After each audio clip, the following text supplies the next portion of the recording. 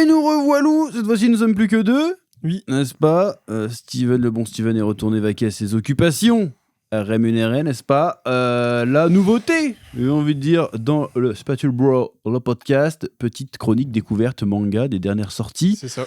qu'on a pu voir. Aujourd'hui, nous avons 3 mangas à découvrir. Et ben, le premier, on va laisser la parole à Darkose. Hein. C'est ça. Du coup, sorti milieu avril, donc il est déjà disponible en magasin. On a No Devil, que j'ai lu hier. No Devil. Que j'ai découvert donc, chez Kana, avec Senshiro. Chez Big Kana, c'est important de Big préciser, Kana. c'est-à-dire que c'est un seinen techniquement. C'est ça. Et donc avec Senshiro derrière. Donc manga que j'ai découvert hier, que j'ai lu hier. Je l'avais reçu il y a 2-3 jours. Moi, j'ai reçu un peu tard. Toi, tu l'as reçu avec le Parc Spirou. Ouais, il était dans un petit sac. Il était en service presse. C'est ça. Et moi, je l'ai oublié dans le coffre d'une employée. Donc, je n'ai pas pu l'avoir. On me l'a renvoyé avec un vinyle. Ah oui, Que t'as pas j'ai- sorti le vinyle. Non. Tu l'as laissé sur le bureau, tant pis. J'ai laissé sur le bureau, ouais. Que j'ai écouté également. Donc, Non mais Est-ce que j'ai un tu lecteur peux vinyle écouter sur Spotify. Ouais. en effet. tu peux scanner sur Spotify, Deezer, Apple Music et j'en passe. Voilà, donc c'est un manga avec une bande son. C'est ça. Par Du coup, Shenshiro, en plus. ouais. Senshiro. Ouais, Son ça, groupe, donc, ouais, son c'est groupe Senshiro. aussi, je crois, si je dis pas de bêtises. Ouais. C'est pas lui tout seul. Ouais, donc Senshiro qui a l'écriture des musiques, qui a réalisé les musiques, donc c'est très cool. C'est un manga français d'ailleurs, on n'a pas précisé. Manga mais, français. Manga français, donc le gars est talentueux, le gars dessine bien, il écrit bien, en plus il fait de la musique. Donc, Voilà. le Ouais, il est mec chiant. à la il est main un peu chiant. partout. Moi, Anecdote. Si c'est le même Senshiro, c'est-à-dire que je le connais un petit peu. Parce qu'on était sur les mêmes forums de dessinateurs de manga à tard l'époque. Ouais. Ouais. Mais il y en a plein des mecs que je fréquentais qui sont devenus des vrais professionnels. Il y a que moi la fraude. Non, alors moi j'ai vu qu'il avait participé du coup au Manga Plus Creator Ouais. de la Shueisha. Il avait fait une œuvre juste avant avec un nom que j'ai déjà Sweet oublié. Concrete. Non. C'était ça, non? Non, c'était un autre truc. Ah non, il avait En fait un autre 4 truc mots. entre. Ouais. Oui, il avait fait un autre truc plus romance. Mais avant, il ouais, avait c'est fait un ça. manga chez Kana qui a été annulé au bout de 3 tomes, Et du malheureusement. coup, celui qui a posté sur Manga Plus Creator, il a eu 750 000 lectures. Putain, c'est Donc, pas ça mal. a Hein. bien marché. C'est à partir de là, du coup, qu'il s'est entraîné, qu'il s'est développé jusqu'à arriver à No Devil. No Drival. Mais de quoi qu'est-ce que ça parle, No Drival? De quoi qu'est-ce que ça parle Nous suivons du coup Lucie, qui est une musicienne qui adore la musique, comme beaucoup de musiciennes, Non, mais non. et qui veut participer à un casting de musique, mais là-dedans, elle Alors, c'est plus le terme audition, parce que je Audition. l'ai lu tout à l'heure. Voilà. audition. Et du coup, elle tombe malheureusement ou heureusement, on ne sait pas trop, sur Léo, qui est un chasseur de démons. Des Et, diables, pour être qui- plus chiant. Hein. C'est des Non, mais diables, les c'est termes pas sont des importants. démons. Et qui est donc membre d'une Une agence. une organisation, d'une agence qui s'appelle No Devil. Et du coup, les deux se rencontrent, ils se croisent et malheureusement, Léo casse la guitare de notre héroïne. Du coup, bah là, ça part du coup dans un truc de tu me dois un remboursement, moi je dois te rembourser, donc un espèce de conflit. Elle veut le balancer du coup à l'agence No Devil pour ce qu'il a fait. Donc il y a un espèce de petit conflit d'intérêts. Et ce qui est intéressant, micro spoil, donc attention au cas où, ce qui est intéressant du coup, c'est que pour pouvoir rembourser l'héroïne, il doit tuer un démon, Voilà. Un diable. un C'est pas diable. grave, ça marche, ça Il marche. doit tuer un diable qui s'avérerait être du coup la fameuse musicienne et l'héroïne du manga. Voilà, parce qu'en fait, elle se fait contaminer par un truc. Ouais. On sait pas trop, on n'a pas vu de quoi elle a été contaminée, Alors, mais c'est- tout d'un coup, elle se transforme dès Ouais. qu'elle a un stress un peu. C'est ça. Si j'ai bien compris, dès qu'elle a un C'est stress ça. un peu intense, elle se transforme en démon, du coup. Ouais. Assez stylé avec des cornes qui peuvent sortir des armes. et tout. Et du coup, ça C'est fait, sympa. ça fait un petit cercle. Donc, pour rembourser l'héroïne, il doit la tuer. Donc, ça fait un cercle et mélangé à de la romance où les deux. Oui, parce qu'on sent qu'ils vont ouais. commencer à se fréquenter un peu, C'est ça. à se tourner autour, quoi. C'est Après, ça. moi, j'ai pas eu le T'as temps de pas lire eu le temps de tout ce matin, finir, là, ouais. J'ai lu les 3 quarts ce matin. Ouais, du coup, j'ai eu le temps de le finir et la romance commence bel et bien entre les deux personnages. Donc, c'est cool. Il y a de la romance sans être trop gnangnan. Non, En non, plus bah, de c'est plutôt ça, adulte, il y a- hein, je trouve. C'est Ouais. pas trop. Il y a de la musique, il y a un peu un petit délire sociétal, Il y a du cul, quoi. organisation. Le mec- Non, pas encore. Pas encore. Le mec- J'ai beaucoup aimé. La patte est très cool. Ah ouais, le dessin est stylé, hein, franchement. Comment c'est narré, j'ai beaucoup kiffé. Ouais. Genre, ça part pas du temps dans des trucs un peu futiles. Alors, toujours dans la phase micro-spoil, la fin du volume m'a beaucoup surpris parce que du coup, les deux doivent se rencontrer pour un micro-date. Ils partent et tu tournes la page. Et en fait, il s'est passé un temps, on ne sait pas combien de temps il s'est passé. Et on voit que lui, il est blessé et tout. Il fait putain, en fait, c'était une démone, la pute. Ah merde, c'est gris. Bah, Ouais. t'as spoilé sa mère, en fait. Ouais, c'est le volume 1. Il est sorti au début du mois, fallait le prendre. Le volume 1, ouais. Et du coup, t'es en mode ah merde. Et du coup, je sais pas si le volume 2, ça partira sur qu'est-ce qui s'est passé pour en arriver là. Et c'est un peu comme le récit a commencé, parce qu'on avait un foreshadowing Ouais. où on voyait elle qui le fuyait, elle faisait merde, comment on en est arrivé là et tout, quoi. C'est plus un flash forward. Ouais. J'ai dit quoi? Ouais, je suis chiant, foreshadowing, mais. Ouais, c'est pas flash grave, forward, c'est- on a compris. Et du coup, ouais, il veut la buter. Voilà, et ouais, sauf qu'elle est au courant que c'est la démone et que lui c'est le C'est chasseur, ça. mais lui c'est pas. Ouais. Voilà, Mais non, c'est toujours efficace. C'est très bien expliqué. Bah, du coup, le Léo, donc le héros, si on peut dire, C'est le ça, chasseur, ouais. il a son petit groupe d'amis, il a ses proches à lui avec l'agence, elle a son groupe d'amis, elle a sa grande sœur. Donc on a un peu deux groupes de potes. Au milieu, tu as les deux électrons libres qui se tournent un peu autour. C'est très bien foutu, ça se lit très facilement. Mais ils ont beaucoup de points communs en fait, c'est ça qui est intéressant, Ouais. c'est que de leur côté, dans chacun de leur vie, ils ont pas tout à fait les mêmes problèmes, mais ils ont les mêmes problèmes. Quoi. Ouais, c'est ça. Ça, c'est assez cool. Et non, c'est Toute très l'histoire bien avec sa foutu. guitare là, elle veut pas dire à sa sœur pour pas que sa sœur s'endette pour payer une nouvelle guitare. Ouais. Et tout, Et en fait, c'est ça sympa. mélange un peu plein de trucs. C'est un petit côté seinen où, bah, comme tu as dit, quand elle se transforme, elle doit s'arracher les cornes et c'est un peu violent. Il y a de la romance. Est-ce que c'est un shoujo? En fait, non. Seinen parce qu'elle s'arrache la tête pour combattre. Un grand délire slice of life parce que ça parle un peu d'audition, ça parle un peu de rendez-vous pour devenir musicienne. Donc ça mélange plein de catégories. Et en fait, ça te propose une écriture et une lecture où bah, tu te fais pas chier en fait. Ça change toujours de trucs, il y en a pour tout le monde. C'est très bien maîtrisé, c'est très bien équilibré, c'est drôle. Moi, j'ai eu un petit sourire à plusieurs moments où il y a des moments qui étaient très sympas. C'est très bien dessiné. Moi, c'est ma grosse surprise. Alors, je sais que des fois, ça m'arrive de tomber sur des mangas français où je prends pas spécialement mon pied. Mhm. Et là, c'est l'une des rares fois où j'ai hâte d'avoir le volume 2. Donc, c'est une très bonne surprise. Voilà, Pour l'instant. si vous voulez prolonger un peu l'expérience, il y a une série documentaire du collègue Ouais. de Pain sur la planche. C'est ça. J'ai envie de dire son prénom, mais j'ai peur de me foirer. Il s'appelle Charles, je crois. J'ai un gros doute, donc je te suivrai pas. Je tape la honte, suis pas, mais je pense il me semble qu'il s'appelle Charles du Pain sur la planche, qui a fait une série. Il y a 3 épisodes qui sont sortis Ouais. pour l'instant, d'une heure, où il a suivi justement Senshiro pendant 1 an sur la Ouais. création de No Rival. C'est ça. J'ai vu le premier épisode, c'est super intéressant. Ouais. Donc je le partagerai en description si on n'oublie pas de faire la description. Mm. Des fois on oublie de faire la description, on fait 50 000 vidéos. Mais allez voir le documentaire du Pain sur la planche, que c'est très intéressant parce que ça ouvre aussi un regard sur un peu les coulisses du manga français. Mm. Et vous verrez qu'on dit pas de la merde dans notre podcast quand on parle du manga français. Ce qu'on dit est très juste. Ouais. Bref, allez voir ça, c'est très très cool. Moi de mon côté. Et je finis avec ça. Ouais, excuse-moi. Je trouve très fort. J'ai une vidéo moi qui sort sur le sujet ce soir en format vertical et je trouve très cool l'initiative que prend Kana depuis quelques temps, comme d'autres maisons d'édition. Hein, mais moi, je bosse beaucoup avec Kana. L'initiative qu'ils prennent avec les mangas français. J'ai reçu Onaira il y a quelques semaines, quelques mois, Ça avec marche bien, avec la apparemment, ouais. petite pochette velours, temps d'acrylique de qualité, petit marque-page de qualité. Ils mettent les moyens pour du manga français. Là, on a eu un vinyle que j'ai écouté. Je l'ai pas dit. Je n'ai pas aimé. Mais je n'ai pas du tout aimé le vinyle. C'est pas le style de musique que j'écoute habituellement. Pourtant, Ouais. je suis du genre à mettre des petites OST dans mes oreilles quand je lis. Mais je n'ai pas spécialement aimé le Mais c'est vinyle. quand même cool pour le Mais collègue, je trouve d'avoir- hyper intéressant de proposer un vinyle et de proposer des trucs vraiment sympas. Mais même, excuse-moi, je te coupe encore, je suis chiant. Non, vas-y. Onera, ils ont fait des trucs aussi, ils ont fait des livres audio et Ouais. tout autour d'Onera. J'ai pas lu Onera, je suis une grosse merde, mais Et je tu trouve vois ça- qu'ils mettent les efforts pour faire des trucs autour des mangas, C'est ça. un peu à la japonaise en fait. Et je trouve ça hyper sympa, c'est qu'on a eu un long moment où les maisons d'édition mettaient les moyens sur du One Piece ou du Naruto, alors que c'est pas utile. Ça se vend Ouais. par camion et camion. Des fois, ils sortent des coffrets collector One Piece alors que ça vaut pas le coup. Là, Kana commence à faire des coffrets collector, des choses collector pour des mangas français qui débutent. Je trouve ça hyper sympa.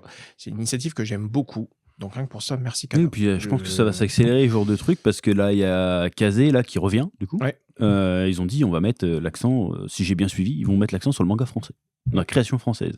Il doit y avoir trop une bien. raison économique derrière Je qui pense, m'échappe. Je pense. Mais ouais, c'est une bonne chose hein, que les grandes maisons d'édition commencent vraiment à investir. Enfin, ça commence pas maintenant, mais Mhm. qui prennent vraiment au sérieux avec des grosses promos Ouais. et tout. C'est intéressant comme évolution du marché. Mais j'aimerais bien savoir pourquoi. Pourquoi ce revirement? Je sais pas trop. Je suis très curieux de savoir. Moi, c'est une bonne surprise. Si quelqu'un a l'info, n'hésitez pas à nous le Dans dire ma dans boîte aux les lettres, dès commentaires. que j'ai un colis un peu gros et un presse un peu gros, je sais que très souvent, c'est français. Et ça, c'est bien. Voilà.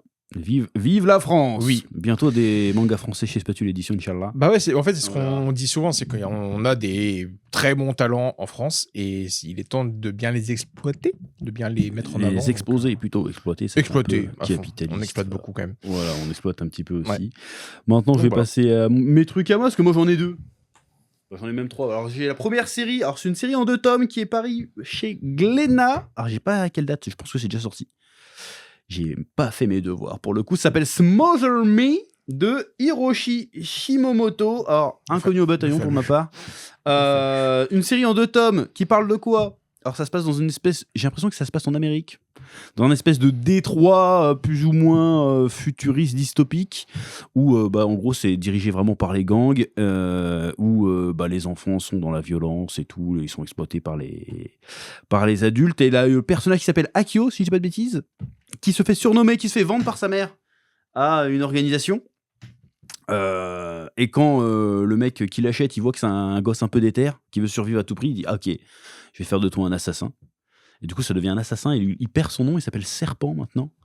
Et il fait des contrats, il assassine des trucs. Et puis un jour, il rencontre, en se méfiant des adultes, toujours en jouant les adultes, ils se font qu'exploiter les gosses, je déteste les adultes, limite il veut jamais devenir adulte. Et puis un jour, il croise une jeune femme qui s'appelle. Je me tape la honte, j'ai oublié le nom de cette jeune femme, et cette jeune femme est aveugle. Donc elle sait pas trop que c'est un enfant ni quoi que ce soit au début. Et il se lie d'amitié avec elle. Et en fait, la meuf, elle est bonne, je crois, il me semble. Et son but à elle, c'est de récolter assez d'argent pour pouvoir faire une opération des yeux, pour revoir un nouveau.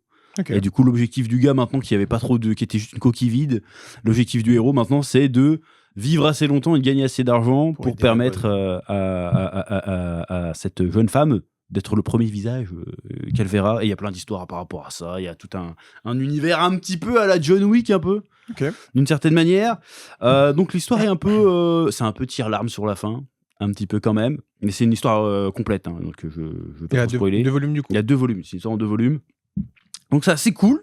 Les dessins me fait penser un peu à... Alors, l'auteur lui-même ou l'autrice, je sais pas trop, Hiroshi, je crois que c'est féminin. Je sais pas trop.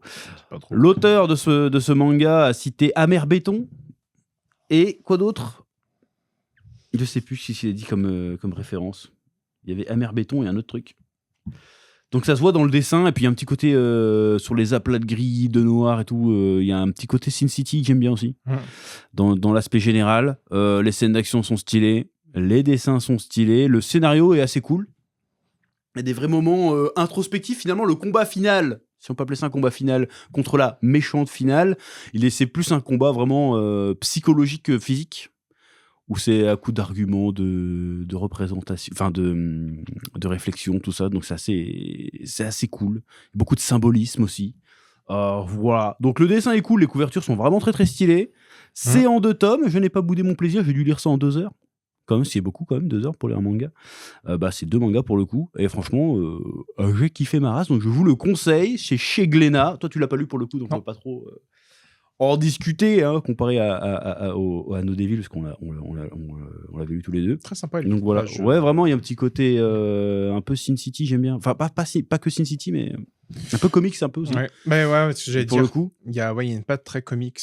Film noir, évidemment, parce qu'il y a le côté, vas-y, on fume des clopes dans le noir, la ville est pourrie. Ouais. Il n'y a pas de beau, en fait, tout est sale, dégueulasse, délabré, corrompu. C'est très sympa, ouais. Franchement, c'est on vraiment dirait un cool. mélange comics-manga, ouais. Ouais. C'est une expérience particulière. En plus, c'est du grand format. Donc, franchement, je sais pas combien est vendu le tome, mais en vrai, il est stylé. Voilà. Ah oui, il y a un personnage qui s'appelle Moret, ça me fait marrer. Wesh Moret, c'est rigolo. Ensuite, il y avait un autre truc plus SF. Là, c'est le service de presse d'ailleurs qui est très cool, hein, de Kazé, justement. Mad. Donc là, je crois que c'est la première œuvre, si je dis pas de bêtises, qui revient sous l'écurie Kazé. Parce qu'avant, tous les autres, c'est Crunchyroll, du coup. Là, ils ont mis, dedans, t'as une petite boîte VHS. en mode VHS. Et puis dedans, t'as quoi dedans? Je sais plus ce que t'as dedans. Si, t'as un clap. Il y a un clap, franchement. Alors, j'ai pas compris le rapport avec le cinéma pour l'instant dans le truc, dans le premier tome en tout cas. Mais en fait, faut avoir lu Fire Punch, comme ça après tu Ouais, Fire Punch, j'ai la ref, Fire Punch, mais. Après tu feras, attends, c'est la même chose. Quoi que si, je vois en fait, c'est un peu le même délire. C'est vrai qu'on est dans un délire très proche de Fire Punch, mais je vais y revenir. Alors, c'est quoi l'histoire? Dans une planète, c'est pas la Terre, hein. Dans une planète lointaine dans l'espace où il y a une civilisation humaine qui arrive, un jour, il y a un météore qui tombe, et dans ce météore, il y a des vilaines bébêtes pas belles qui, en quelques années, détruisent la civilisation humaine de cette planète. Donc, les humains, maintenant, sont forcés de vivre en nomade, ou pas d'ailleurs, pour essayer de survivre dans un univers assez désertique, assez comment dirais-je, c'est vide, mais en même temps tu te dis putain, il y a un truc, il y a une ombre, tu te dis putain, il y a une bestiole qui va me bouffer, tu vois. Assez oppressant. Et on a le héros John qui rejoint un groupe de survivants qui ont capté un signal quelque part. C'est peut-être une ville pour s'abriter, et en même temps il y a une chance sur deux que ce soit un piège pour se faire bouffer parce que les humains s'attaquent entre eux évidemment, et ils décident d'y aller quand même.